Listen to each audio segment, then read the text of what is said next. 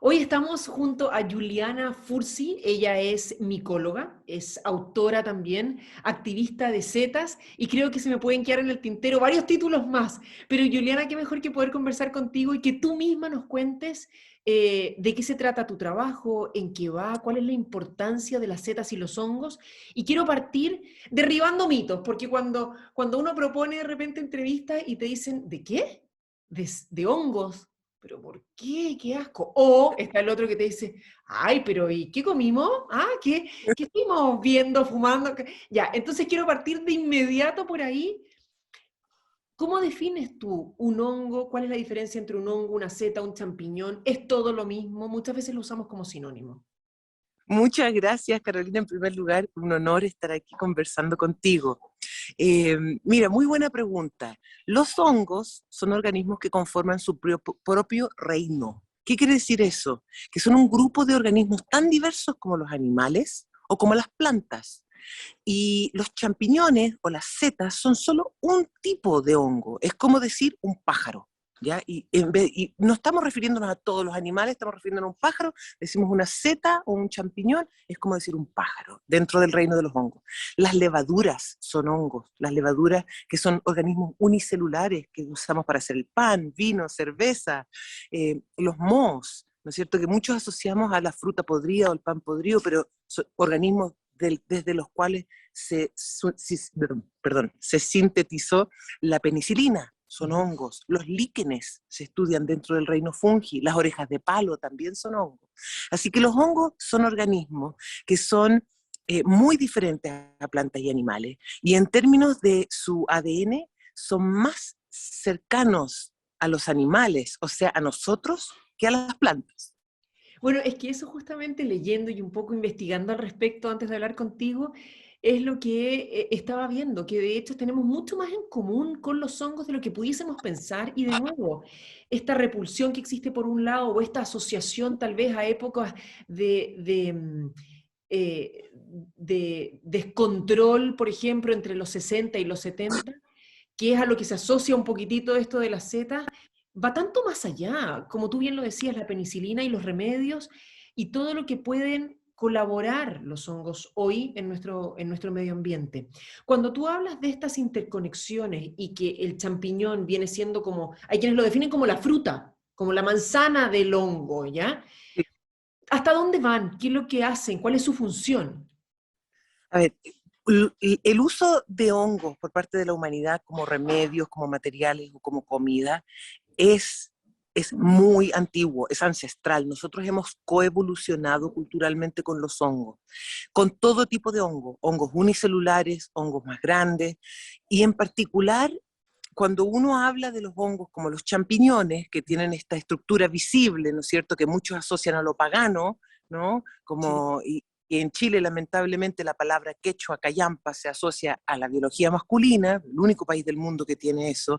Eh, lo que estamos viendo es una estructura macroscópica cuya única función es dispersar esporas. Ujú. ¿Ya? Es así como la manzana tiene por única función producir y dispersar semillas para una planta. Pero la estructura completa, el cuerpo de ese hongo, vive bajo tierra, o vive dentro de un tronco, o vive dentro de una muralla de un baño de alguien, ¿no es cierto? Y esa estructura se llama micelio. ¿Ya? No todos los hongos forman micelio, pero los que forman setas sí. Y ese micelio puede ser enorme. De hecho, el organismo más grande del planeta es un hongo, el ser vivo, el individuo más grande de todo, conocido a toda la humanidad, conocido al mundo entero, es un gran micelio que cubre cientos, más de 900 hectáreas en un área bajo un bosque en Estados Unidos. Y una o dos veces al año produce estas estructuras, estas setas para reproducirse, para dispersar esporas. Y ese micelio conecta árboles con árboles, a veces conecta a un animal con un árbol, y realmente son los organismos que forman un ecosistema, ¿no? Hacen que todos funcionemos en armonía. Y ahí, Juliana, cuando tú dices que conectan un árbol con otro árbol, uno podría pensar, ¿y para qué? ¿Necesitan mandarse WhatsApp los árboles? ¿En función de qué? El árbol vive, crece, si tiene la suerte de ser el más alto, un poco como que siempre está la teoría en el mundo animal que el más fuerte es el que sobrevive y punto. Sí. Sí, en realidad lo que los hongos te enseñan es que el que más colabora es el que sobrevive. Y ocurre que, ¿para qué? Buena pregunta, ¿para qué? Los árboles dependen de la luz del sol casi siempre, ¿no es cierto? En teoría, dependen de la luz del sol para vivir y crecer, para hacer fotosíntesis. Resulta que una plántula, un arbolito pequeño en un bosque muy cerrado, no le llega ni un rayo del sol. ¿Cómo va a crecer? ¿Cómo va a obtener los nutrientes que necesita para alcanzar la luz del sol? Y ahí está la respuesta de esta conexión con los hongos, porque lo que sabemos hoy día, gracias a los estudios de una mujer canadiense fabulosa que se llama la doctora Suzanne Simard, es que existen árboles nodrizas, es decir, árboles madres, un árbol grande que tiene pleno acceso a la luz del sol y que a través de los hongos conectados en sus raíces le entrega a un arbolito pequeño en la mitad del bosque que no tiene acceso al sol los nutrientes que necesita para vivir. Entonces los hongos, este micelio, esta red subterránea, funciona como cordón umbilical en el fondo. Son largos cordones de flujos de nutrientes y agua que permiten la vida de los más pequeños. Increíble, qué maravilla. Y tanto que aprender, porque si pudiéramos colaborar así entre los humanos, aquí arriba, sobre el, no bajo tierra, digamos, tan distinto sería, ¿no? Y Sí, ahí, Juliana, cuando pensamos, uno dice, podríamos quedarnos ahí y decir, bueno, ya, qué bueno por el árbol más chiquitito, qué bueno por esa semilla que va a poder germinar de mejor forma, pero ¿y a mí qué? ¿Y a mí qué me afecta eso? Sí, voy a tener un bosque más grande, pero muchas veces lo vemos lejano, no entendemos que gracias a ellos nosotros respiramos, por ejemplo, ¿verdad? claro. La fotosíntesis. Pero en una aplicación ya más mundana, si tú quieres, más citadina, ¿qué funciones ha cumplido el hongo hoy o que se ha encontrado? Que entiendo que hay iniciativas, por ejemplo, en Haití o, por ejemplo, respecto de construcción, ya no en la parte médica, sino en lo que es hoy por hoy, un elemento que pueda ser compostable directamente o que pueda Sí. ser biodegradable. A ver, nosotros no nos podemos separar ni un solo día de nuestras vidas mundanas citadinas de los hongos.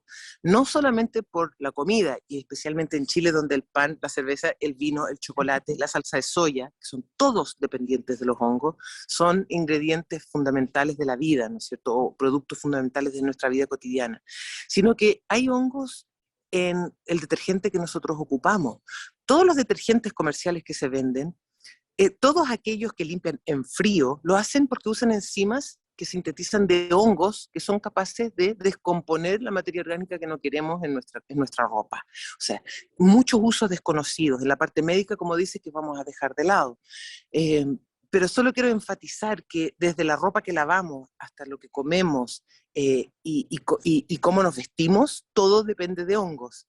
Y hoy día lo que está ocurriendo es que estamos volviendo a unas técnicas bien ancestrales de hacer ropas y hacer materiales con hongos. Hoy día empresas como Adidas, Lululemon y varias más están alejándose de los cueros animales y están ocupando cueros de micelio, de hongo, que son materiales que en el este de Europa se ocupan hace cientos de años para hacer carteras, ropas, sombreros y otros. Hoy día Stella McCartney, ¿no es cierto?, Sí. ocupa este cuero Milo como una cosa muy novedosa, pero son materiales ancestrales. Y luego tenemos materiales de construcción. Y el micelio, esta estructura subterránea, es muy resistente. Y hay algunas especies de hongos que son capaces de aglomerar, por ejemplo, acerrín o viruta de madera, y armar una densidad que permite construir. Son resistentes al fuego o retardantes al fuego. Entonces hoy día se pueden ocupar paneles o una suerte de ladrillo hecho de micelio para construir de forma amigable con la naturaleza, eventualmente compostable, aunque no es deseable que se te Sí. composte la casa, ¿no es cierto? Pero eventualmente si quisieras desecharlo, podría esto reciclarse. Y también hay aplicaciones bien interesantes en todo lo que tiene que ver con el reemplazo del plástico, el packaging. Tú puedes criar este hongo en este acerrín en moldes que son de la forma que tú necesitas, es decir, una forma de una botella, no una forma, qué sé yo, de un frasco, y así reducir la cantidad de plásticos que se están ocupando y además reducir la cantidad de espacio que se necesita para transportar productos. Y finalmente, un poco tratando de tocar todos los temas en el poquito tiempo que tenemos, pero entiendo que hay incluso experimentos ya y patentes, de hecho, con hongos que son capaces de repeler ciertos insectos, por ejemplo, y hablo en particular de las termitas, por ejemplo, una problemática que puede tener una casa y que se te va y se te derriba, digamos. Sí, Pero que además, a diferencia de un insecticida, que podríamos pensar, esto tiene un efecto que devuelve ese insecto, si tú quieres, a ser materia de la tierra, o sea, un poco lo composta, ¿o no? sí, a ver, son hongos patógenos, son hongos que matan a esos insectos. Es más que repeler en el fondo. Lo que ocurre es que infecta una termita y esa termita vuelve, ¿no es cierto?, a su colonia y se produce un exterminio masivo de esa peste. Ahora, ¿qué ocurre? Los hongos son específicos de su sustrato o de sus simbiontes y por lo tanto el hongo que ataca una termita no ataca una hormiga, no ataca una mosca y por lo tanto lo que tú tienes es un insecticida, ¿no? Pero muy enfocado, que te asegura que no va a haber un daño enorme al resto de los animales que están en su entorno y que además no es tóxico para el medio ambiente ni para la tierra. Lo que hace es que mata a esos insectos de una forma natural, en el fondo exacerbada. Ujú. Sí. Ahora, cuando ya, y para terminar, cuando pensamos en lo que viene, cuando pensamos en cuánto hemos descubierto, y tú decías, son técnicas ancestrales a las cuales estamos tal vez volviendo hoy, pero que todavía hay mucho por descubrir. ¿En qué Sí. etapa estamos? Y Uy, cuando hablamos siempre del hombre siendo nosotros, la especie que ha sobrepoblado este planeta, ¿podemos hacerle daño? ¿Podemos eliminar, porque ahora nos vamos a volver locos por los hongos, por ejemplo, si se descubriera todas estas maravillas y se empezaran a aplicar de manera masiva? a ver, los hongos son organismos que son sujetos a todos los mismos, las mismas amenazas que las plantas y los animales, o sea, que nosotros mismos. Cambio climático, uso excesivo de fertilizantes, de pesticidas y de fungicidas, pero por sobre todo la pérdida de hábitat. Eh, la diferencia es que de los hongos sabemos muy poco de su diversidad. Conocemos a lo más el 10% de la diversidad de hongos del planeta. En Chile uno sale al bosque, si uno hace un muestreo enfocado, uno encuentra especies nuevas para la ciencia, en toda la Patagonia, incluso en Santiago. Se está describiendo ahora una especie nueva que se encontró en Tobalaba con Echenique, en Santiago, ya una especie nueva para la ciencia. Ese es el nivel. Eh, entonces, yo diría que lo más peligroso es cómo estamos destruyendo el hábitat, no solo de los hongos, sino que de las plantas y los animales, los bosques, las praderas, los humedales, ¿no es cierto?, las turberas. Hay que tener mucho cuidado porque no solamente dependemos de lo que se ha descubierto, sino que dependemos de lo que aún no se descubre. Los hongos enseñan que nadie vive independiente de otro y eso no es distinto para nosotros. ¿Qué pasaría con nuestros hijos o nuestros padres sin la penicilina? Lo más probable es que varios de ellos ya no existirían por una gripe. Te da una neumonía y te mueres, y es gracias a ese hongo que han podido sobrevivir. Cuando ya nos hagamos resistentes a la penicilina, vamos a necesitar otro hongo que tenga antibacterianos, ¿no es cierto? Antibióticos que nos sirvan. Las estatinas que bajan el colesterol, todas vienen de hongos. Los remedios que nos ayudan a tolerar trasplante de órganos vienen de hongos. Y esos son del poco 10% que conocemos. Ujú. Así que aquí el mensaje es cuidar la naturaleza, dejar que los ciclos fluyan y no fragmentar, no hacer calles por todas partes, ¿no es cierto? No cortar todos los bosques. Hay que dejar que la naturaleza siga su ciclo. Bueno, y tantas veces que vemos en una caminata y que se ve que hay estas callampas, ¿y cuál es la primera reacción para muchos? Pegarle una patada para que Sí, no haya hongo, ¿no? sí, Que es un poco, me imagino, el gran error y que un micólogo podría sí. ponerse a llorar o agarrarse la cabeza con dos manos.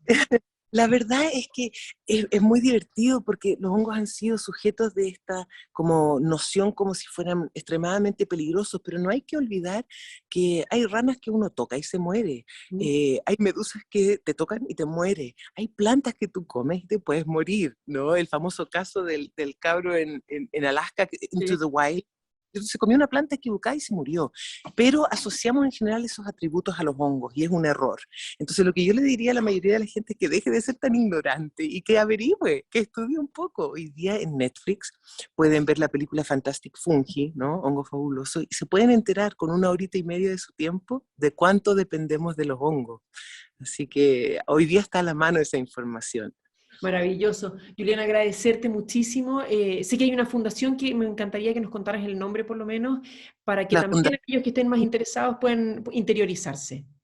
Sí, hay que decir que Chile lidera grandes iniciativas a nivel mundial de conservación de hongos. La Fundación Fungi, una organización fundada en Chile hace 10 años, y les invito a ir a ffungi.org y síganos, van a enterarse de lo importante que es Chile para el mundo de los hongos. ¿Y las 3F? Y las 3F, no hablen nunca más de flora y fauna. Hay una tercera F que habla del reino fungi. Flora, fauna y funga. Juliana, que estés súper bien, 1.000.000 de gracias. Gracias. Buen viaje, sé que sigues recorriendo el mundo y un placer haberte tenido con nosotros. Muchas gracias. Chao.